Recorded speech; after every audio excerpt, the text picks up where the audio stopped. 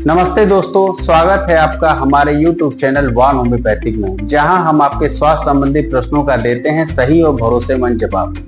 दोस्तों, आज हम एक ऐसी बीमारी के बारे में बात करेंगे जो लगभग आपके जोड़ों को और हड्डियों को खत्म कर देता है, आपको अपाहिज बना देता है।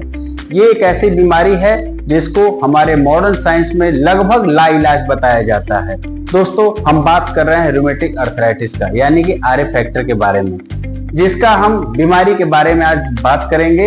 इसके उपचार के बारे में बात करेंगे, इसके कारण के बारे में बात करेंगे और इसके चेकअप के बारे में बात करेंगे कि क्या ब्लड चेकअप करा के आप ये जान सकते हैं कि हमको रूमेटिक अर्थराइटिस किस प्रकार का है और इस बीमारी की ग्रेविटी और क्वांटिटी क्या है, कितनी बड़ी ये बीमारी हमारे बॉडी में पनप रही है।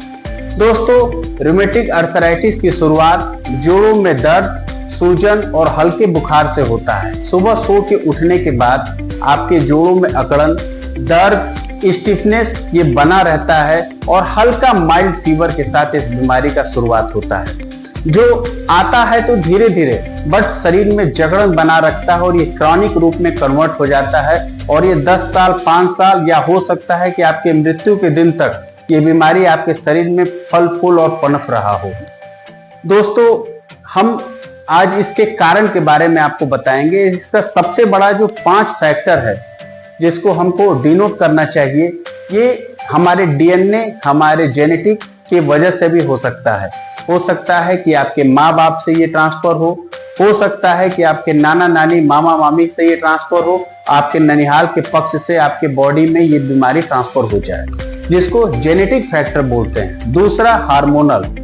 ये बीमारी पुरुष और महिलाओं में दोनों में हो सकता है, बट ज्यादातर 70% केस ये महिलाओं में देखा जाता है। ये महिलाओं की बीमारी के बारे में जानता है, ये बढ़ाता है और इनके बारे में इनके जकड़न को बढ़ा देता है। दोस्तों, ये किसी भी एज ग्रुप में हो सकता है। तीसरा जो सबसे बड़ा कारण है वो एटमॉस्फेयर है। ज्यादातर हमने देखा है कि कश्मीर में रहने वाले लोगों को या यहाँ के रहने वाले गर्म प्रदेश के रहने वाले लोग जम्मू कश्मीर में जॉब करते हैं, वहां रहते हैं, उनको ये बीमारी बड़े आसानी से हो जाता है। या सी वेदर, जहाँ समुद्री इलाका है, जहाँ पे डैम्प वेदर होता है, वहां पे ये बीमारी बहुत तेजी से फलता फूलता है। चौथा जो सबसे बड़ा कारण है वो है स्मोकिंग और ड्रिंक। आपके लाइफ स्टाइल में अगर बदलाव होगा तो ये बीमारी ठीक हो जाएगी। पांचवा जो सबसे बड़ा कारण है वो कारण है हमारे दैनिक दिनचर्या, देर तक सोना, एक्सरसाइज न करना। धीरे धीरे ये बीमारी आपके बॉडी को जकड़ लेता है। दोस्तों, क्या चेकअप कराएंगे कि हम जान पाए कि हमारी ये बीमारी कितनी बड़ी है? पहला चेकअप आरए फैक्टर के ही नाम से होता है, जो हमारे ब्लड में गठिया कितने परसेंटेज में बना हुआ है उसको दर्शाता है। दूसरा जो चेकअप है वो है सीआरपी, जो हमारे ऑटो इम्यून डिसऑर्डर को बताता है। सीआरपी अगर बड़ा रहेगा तो हल्का फीवर अवश्य आएगा। बीमारी फीवर से ही शुरुआत होगी, ठंड देके इसमें फीवर लगता है। तीसरी जो चेकअप है वो एलएफटी, लीवर फंक्शन टेस्ट अवश्य करा के देखना चाहिए। चौथा जो इसमें चेकअप है उसको बोलते हैं सीवीसी, कंप्लीट ब्लड काउंट। इसमें अगर बॉडी में कोई इन्फेक्शन हो रहा होगा तो आपको जानकारी मिल जाएगी कि इसकी वजह से ये बढ़ रहा है और आपका आसानी से ट्रीटमेंट हो जाएगा। दोस्तों, इसके उपचार के बारे में हम बात करेंगे। इसमें 5 ऐसे होम्योपैथिक मेडिसिन जो इसको ठीक करती है और अगर इसका निरंतर सेवन किया जाए तो ये बीमारी जड़ से खत्म हो जाती है। पहली जो मेडिसिन है वो रस्टॉक्स।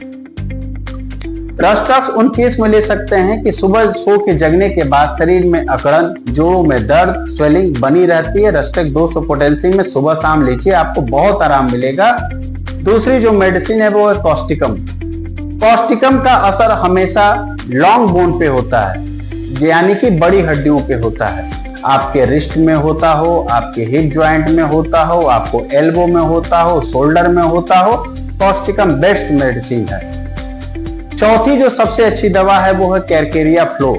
कैरकेरिया फ्लोर स्वेलिंग को दर्शाता है। अगर आपके बॉडी में स्वेलिंग हो रही है तो कैरकेरिया फ्लोर बहुत अच्छी मेडिसिन है। नेक्स्ट जो मेडिसिन है उसका नाम लीडम पाल है। लीडम पाल का जो सिम्टम है वो हमेशा नीचे से ऊपर की तरफ जाता है, यानी कि आपकी बीमारी पैर से शुरू होगी और धीरे धीरे ऊपर की तरफ बॉडी में स्प्रेड करेगी। इसमें जो सिम्टम आता है, इसमें कोल्डनेस के साथ सिम्टम आता है पैर में ठंडा कोल्डनेस महसूस होगा और ये बीमारी वहीं से बढ़ती चली जाएगी और नीचे से ऊपर की तरफ बढ़ेगी। इसमें लीडम पाल बहुत अच्छी मेडिसिन के रूप में आती है। नेक्स्ट जो मेडिसिन है इसको बोलते हैं पुनर्नवा। ये आयुर्वेद फॉर्म में बहुत अच्छा काम करती है। होम्योपैथिक में भी पुनर्नवा के नाम से आती है या बोहेविया डिफ्यूजा के नाम से आती है। अगर आप आयुर्वेदिक यूज कर रहे हैं तो पुनर्नवा रिस्ट के नाम से आता है, जिसको 4 ढक्कन पानी में डाल के 3 टाइम लेना चाहिए। और होम्योपैथिक मेडिसिन में जो आता है बोहेविया डिफ्यूजा या पुनर्नवा मदर टिंचर के रूप में, क्यू के रूप में, इसको 40 से 50 बूंद दवा पानी में डाल के 3 से 4 बार लेना चाहिए। इसमें खाने में प्रोटीन इंटेक कम करना चाहिए और रेगुलर एक्सरसाइज करने से ये बीमारी लगभग ठीक होगी। दोस्तों, अब तक 2000 से ऊपर पेशेंटों का हमने ये रिपोर्ट नॉर्मल किया है। लगभग कुछ ही पेशेंट ऐसे बचते हैं जिसका नहीं ठीक होता है। उसका सबसे बड़ा कारण होता है बीमारी की स्पेसिफिक ग्रेविटी और दिनचर्या को फॉलो न कर पाना। पेशेंट इसमें ठीक होते हैं और ये अगर निरंतर इस दवाओं का यूज किया जाए और अपने लाइफ स्टाइल में बदलाव लिया जाए तो ये बीमारी 100% ठीक होती है। दोस्तों, कमेंट करके बताएं कि इस बीमारी के बारे में आप क्या जानकारी चाहते हैं और अगर इस बीमारी से, इस चैनल से आपको अगर कुछ सीखने को मिला, कुछ समझने को मिला तो इसको अवश्य सब्सक्राइब करें। धन्यवाद।